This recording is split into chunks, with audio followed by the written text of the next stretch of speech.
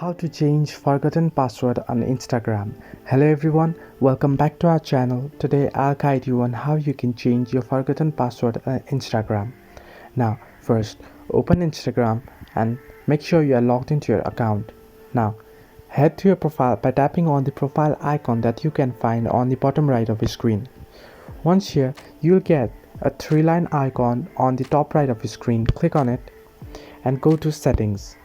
Now if you go to settings, you'll find the option security. Click on it and here you'll find the option password. Now go ahead and click on it and open it.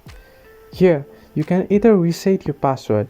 If you know the old password, then type in your current password, type in your new password twice, and you can change your password.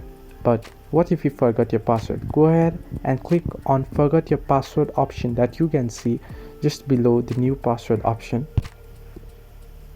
and once you tap on it, you'll get the notification saying text message sent. We sent a text message to this number with a link to reset your password. Now since this is my mobile number connected to my account, it sends a notification to my number, or if you have connected your account to email ID, then it will send a text to your email ID. So this way you can reset your forgotten password of Instagram. Hope this helped. Do like and subscribe, and do not forget to leave a comment down below if you have any further issues.